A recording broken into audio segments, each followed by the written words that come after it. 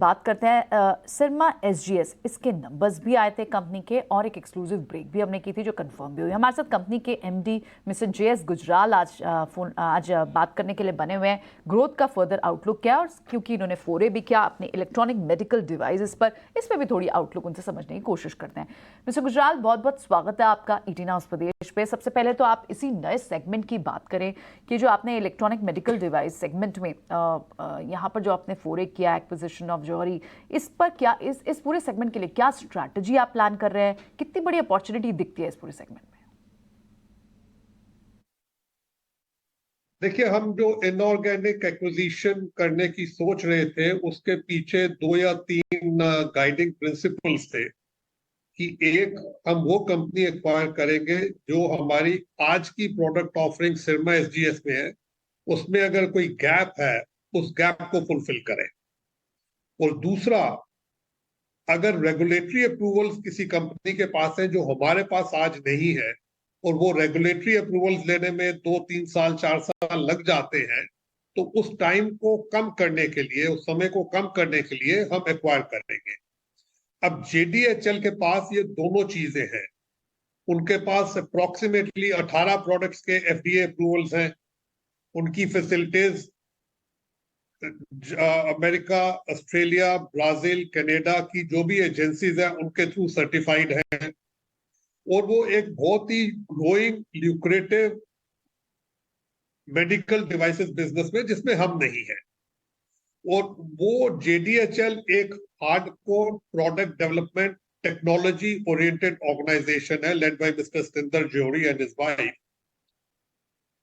हम बिलीव करते हैं कि सिरमा एसजीएस की जो ग्लोबल रीच है, जो उसकी मैन्युफैक्चरिंग कैपेबिलिटीज हैं, जो उसकी फाइनेंशियल और मैनेजमेंट बैंडविड्थ है, उसका मिश्रण जब हम जेडीएचएल के टेक्नोलॉजी बैकग्राउंड से करेंगे तो एक ये विनिंग कॉम्बिनेशन हो जाता है। और उसी कारण जौहरी साहब will lead the company from the front as a technology entrepreneur and we will be, हम उनको पीछे से पूरी मैनेजमेंट सपोर्ट उनके साथ मिलकर करेंगे, सो दैट ये जो अपॉर्चुनिटी है ये बहुत बड़ी अपॉर्चुनिटी है। अभी हमने बहुत छोटी सी टैप की है जेडीएचएल में, उसको हम ग्रो कर सके। जी गुजराल साहब, वाकई में मुझे याद है वो समय जब हिंदुस्तान में medical devices, electrical medical devices सिर्फ इंपोर्ट होते थे। अब धीरे धीरे बनना शुरू हो गए और आपकी जैसी कंपनियां इस कारोबार को और बढ़ाना चाहती हैं और एक बड़ी अपॉर्चुनिटी देखती हैं। ये बताइए कि जो आपने कंपनी एक्वायर की है, इस एक्विजिशन से रेवेन्यू और मार्जिन को कितना ग्रो कर सकते हैं आप? ये क्या तुरंत ऐड करेगा आपके नंबर्स में या समय लगेगा? और समय लगेगा तो कितना बढ़ सकता है ये आगे आने वाले समय में? रेवेन्यू में तो पिछले साल उन्होंने अप्रोक्सीमेटली 160 करोड़ किया। 20-25-30% की ग्रोथ लगाएं तो 180, 190, 200 करोड़ के करीब हो सकता है इस साल। 30-32-35% का उनका EBITDA है। पिछले साल उनका 35 है, तो अगर हम 35 लेके चले तो 70 करोड़ के करीब का EBITDA आता है। 30 करोड़ लेके चले तो 65 करोड़ के करीब का EBITDA आता है। 32% ले तो टॉप लाइन में हम एक्सपेक्ट करते हैं on a full year basis हमारे पास 170 से 200 करोड़ के बीच में आना चाहिए, और EBITDA 30-35-32-35% के बीच में, तो वो एक 65-70 करोड़ का EBITDA हमारे लिए आना चाहिए।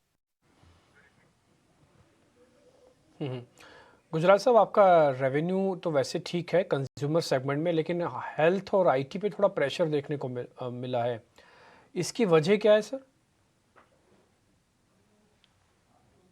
देखिए, ये एक कह सकते हैं वन ऑफ एक्सेप्शन है। हमारा हेल्थ केयर बिजनेस पहले 2 क्वार्टर्स में बहुत अच्छा था, फिर अमेरिका और यूरोप थोड़ा रिसेशन में चले गए, 2 क्वार्टर्स में वीक रहा, और चौथे क्वार्टर पिछले साल में वो फिर ग्रो कर गया। अब फिगर्स के रेफरेंस में मैं बात करूं तो Q1 पहले क्वार्टर 22-23 में हमारा health care business approximately 54-55 crore था। Q4 में ये 45 करोड़ था। बीच में साल में थोड़ा सा कम था। इस साल हम जो एक्सपेक्ट कर रहे थे कि वो जो ग्रो चौथे क्वार्टर में वो पहले क्वार्टर में भी होगा, वो थोड़ा सा स्लिप कर गया और वो अब दूसरे क्वार्टर में आ रहा है। क्वार्टर 1 में हमने सिर्फ 14-15 करोड़ का, लेस देन 15 करोड़ का हमने हेल्थ केयर बिजनेस किया है, और ये बड़ा हाई मार्जिन बिजनेस है।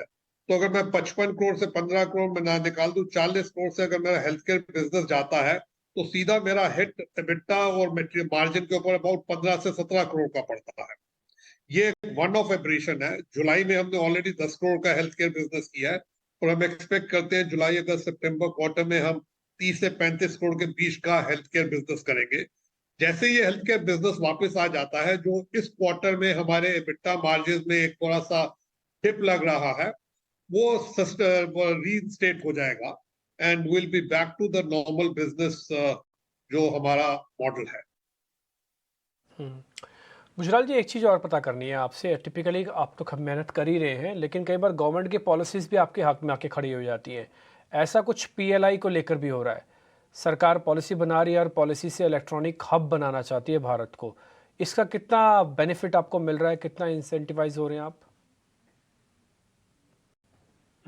हमारे पास दो पीएलआई स्कीम है। टेलीकॉम की पीएलआई स्कीम है जिसके तहत जो हमें प्लांट एंड मशीनरी के ऊपर पैसा खर्च करना है हमने कर दिया है और उसकी रेवेन्यूज भी आ गई है। हमें पिछले साल भी पीएलआई कुछ मिलेगा, वो जब मिलेगा तब हम अकाउंट फॉर करेंगे। इस साल का भी हमारा प्लान जो है वो पीएलआई पूरा मिलेगा। एयर कंडीशनिंग पीएलआई हमारी अभी तक चालू नहीं हुई थी, बट हमें अभी एक अच्छा बड़ा कॉन्ट्रैक्ट मिला है मल्टीनेशनल कंपनी से फॉर एयर कंडीशनिंग कंट्रोल। तो वो इस साल के एंड तक वो भी चालू हो जाएगी। उसका इम्पैक्ट 24 में आएगा, मतलब पहले quarter of 23-24, fourth quarter of 23-24 या कैलेंडर ईयर 24 में एयर कंडीशनिंग पीएलआई भी हमारी लागू हो जाएगी, चालू हो जाएगी। आईटी पीएलआई पॉलिसी अभी अभी अनाउंस की है गवर्नमेंट ने भी, उन्होंने डेट एक्सटेंड कर दिया 31 अगस्त तक। उसमें भी हम अप्लाई कर रहे हैं। उसके बारे में हम आप सबसे तब शेयर करेंगे जब हमें अप्रूवल मिल जाता है, फिर हमारी क्या स्ट्रेटेजी प्लान होते हैं।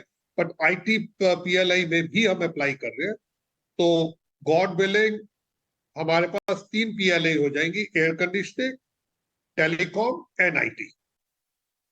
ऑलराइट, बहुत बहुत शुक्रिया मिस्टर गुजराल आज समय देने के लिए और ये सारे सवालों पे जवाब देने के लिए बहुत बहुत शुक्रिया। Wish you luck for your future segment also, जो आपने नए सेगमेंट में एंट्री किया, होप आपके लिए प्रोस्पेरस।